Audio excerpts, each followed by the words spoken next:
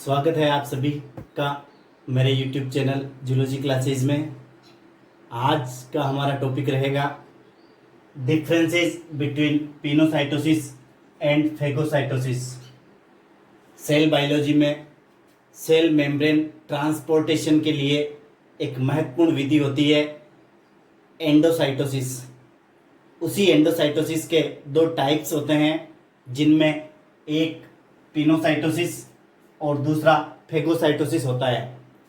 मेरे previous video में आपने पिनोसाइटोसिस और फेगोसाइटोसिस को अच्छी तरीके से समझा होगा। आज उसी दो क्रियाओं फेगोसाइटोसिस और पिनोसाइटोसिस के मध्य हम तुलनात्मक अध्ययन करते हैं। बात करते हैं हम पिनोसाइटोसिस की। पिनोसाइटोसिस ये बाह्य कोशिकीय तरल एवं इसके विलय को आइसो या पिनोसोम्स द्वारा ग्रहण करने की क्रिया है। अर्थात पिनोसाइटोसिस में हम ये देखते हैं कि सेल अपने भीतर किसी लिक्विड मटेरियल को लेने का कार्य करती है, या तरल पदार्थ के रूप में कोशिका अपने भीतर पदार्थों को एनगल्फ करती है, और वो छोटे छोटे पदार्थ जो किसी वेसाइकल या आइसो के रूप में टूटते हैं उन्हें पिनोसोम्स कहते हैं। तो अगर पिनोसोम्स के द्वारा कोशिका के भीतर एंडोसाइटोसिस का प्रोसेस होता है तो वो पिनोसाइटोसिस कहलाता है। बात करते हैं फेगोसाइटोसिस की। ये दीर्घ आमाप के ठोस कणों को आइसो या फेगोसोम द्वारा अंतर्ग्रहण करने की क्रिया है। अर्थात ये किसी ठोस वेसाइकल के रूप में या सॉलिड मास के रूप में जो पदार्थ सेल के भीतर लिए जाते हैं उनको भीतर एनगल्फ करने की प्रक्रिया है, जिसे हम फेगोसाइटोसिस कहते हैं। पिनोसाइटोसिस और फेगोसाइटोसिस की बात करें तो दोनों ही ग्रीक वर्ड है।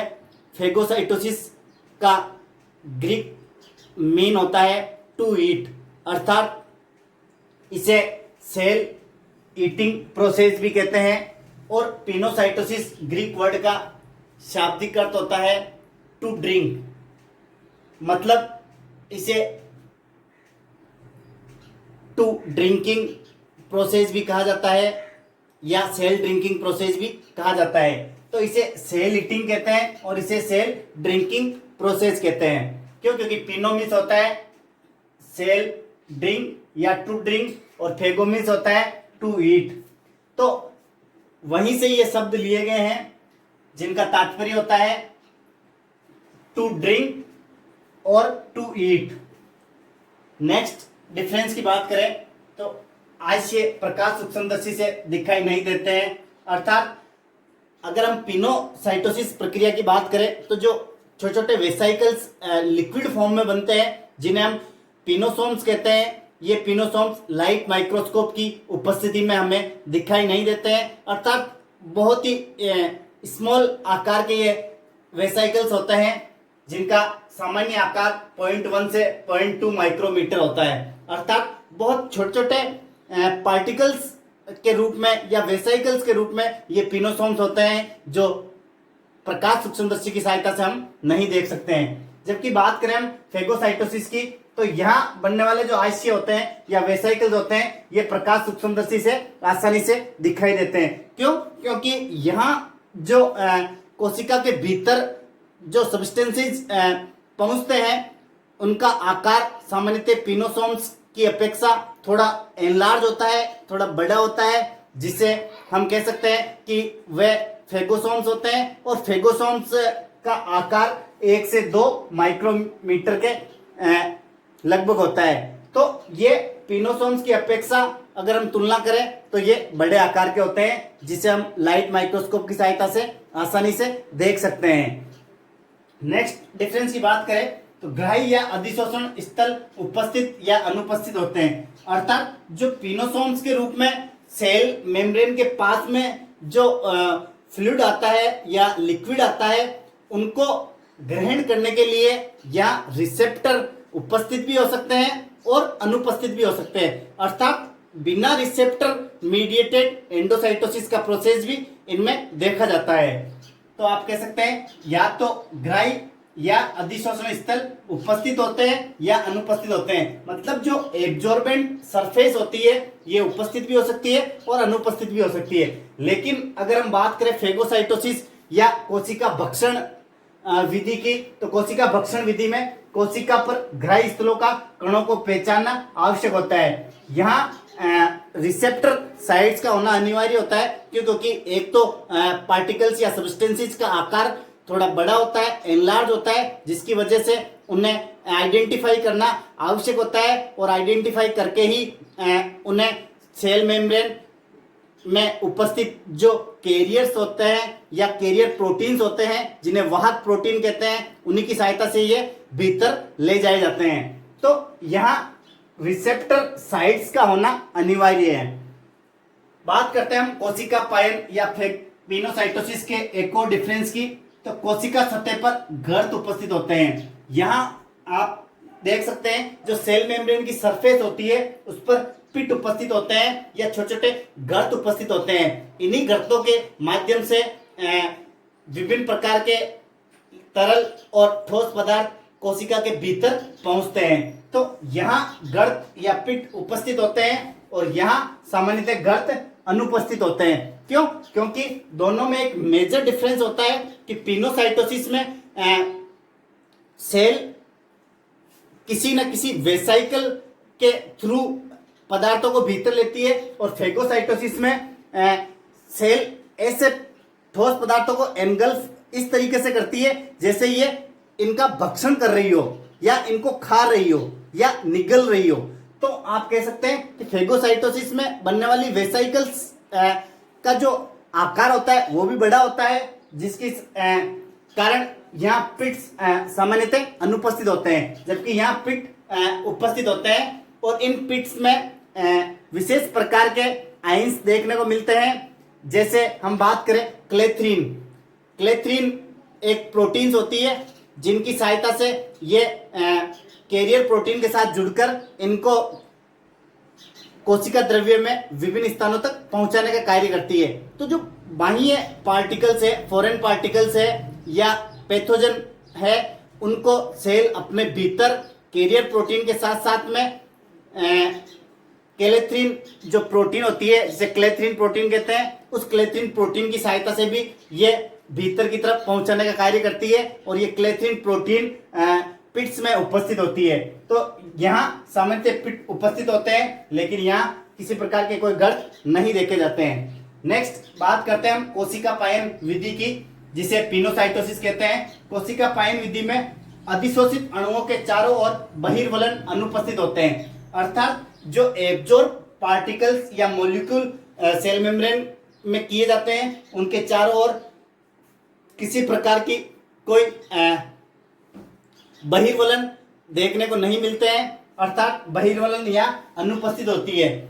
जबकि यहां हम देखें तो फेगोसाइटोसिस या कोशिका भक्षण विधि में सेल्स फॉरेन पार्टिकल्स या पैथोजेंस या सॉलिड मास को चारों ओर से घेर लेती है और एक सराउंडेड सर्कल नुमा स्ट्रक्चर बना लेती है, जिसे हम स्यूडोपोडिया कह सकते हैं या कूटपाद कह सकते हैं। जैसे आपने देखा होगा अमीबा में कूटपादों के द्वारा लोकोमोशन भी होता है और भोजन को निगलने में भी ये कूटपाद सहायक होते हैं। तो जो फीडिंग मैकेनिज्म होता है उसमें जैसे सपोज करो कोई बैक्टीरियल सेल है, उसको प्रोटोजोन सेल्स अपने भीतर एनगल्फ कर रही है, तो उस बैक्टीरिया सेल्स के चारों ओर एक सराउंडिंग एटमॉस्फेयर बनाने का कार्य करेगी।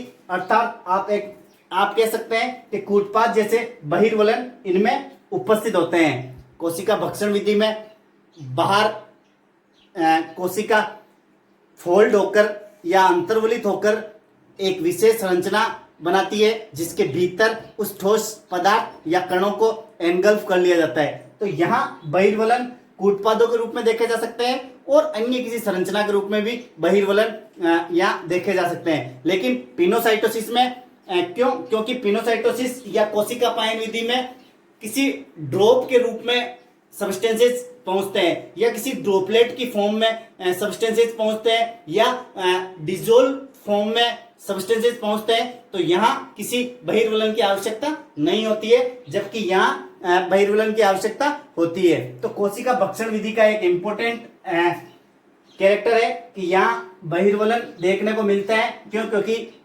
सब्सटेंसेस सॉलिड मास के रूप में होते हैं या सॉलिड पार्टिकल या मॉलिक्यूल के फॉर्म में होते हैं, अतः इनको चारों तरफ से घेरना अनिवार्य होता है। नेक्स्ट बात करें कोशिका पायन विधि की, तो यहाँ लाइसोसोम का जुड़ना आवश्यक नहीं है। अर्थात आप ये कह सकते हो कि पिनोसाइटोसिस या कोशिका पायन विधि में लाइसोसोम उन ड्रॉपलेट या ड्रॉप्स की फॉर्म में जो वेसिकल्स आए हैं सेल मेम्ब्रेन के थ्रू, उनके साथ लाइसोसोम अटैच भी हो सकते हैं, और कई बार ऐसे पार्टिकल्स या मॉलिक्यूल्स सेल के भीतर पहुंचते हैं जहां उनका पाचन करना अनिवार्य नहीं होता है, तो आप कह सकते हैं कि वहां लाइसोसोम नहीं जुड़ते हैं। क्यों? क्योंकि अगर लाइसोसोम उनके साथ अटैच होते हैं तो उस फॉरेन पार्टिकल या सब्सटेंसेज का वो डाइजेशन कर देंगे या पाचन कर देंगे, अतः वो सेल्स के लिए महत्वपूर्ण नहीं रहेंगे। तो कुछ ऐसे पदार्थ जो सेल के भीतर एनगल्फ कर लिए जाते हैं, वहां ऐसी कंडीशन होती है कि वो सेल्स के लिए इंपॉर्टेंट होते हैं, तो उनका पाचन नहीं हो पाता है या सेल उनका पाचन नहीं करती है, अतः ड्रॉपलेट या ड्रॉप के फॉर्म में या तरल पदार्थ के रूप में ऐसे कई पदार्थ कोशिका के भीतर पहुंचते हैं जिनको सेल अपने एग्जिस्टेंस के लिए बनाए रखती है, तो वहां लाइसोसोम्स उनके साथ अटैच नहीं होते हैं। तो पिनोसाइटोसिस या कोशिका पायन विधि में लाइसोसोम का जुड़ना आवश्यक नहीं है। अर्थात जिनका पाचन करने वाले पदार्थ है उनके साथ तो लाइसोसोम अटैच होते हैं, और जो पाचन नहीं करने वाले पदार्थ है या जिनका पाचन सेल के भीतर नहीं होता है उनके साथ लाइसोसोम अटैच नहीं होता है। लेकिन फेगोसाइटोसिस में लाइसोसोम से संलग्न हो ठोस कणों का पाचन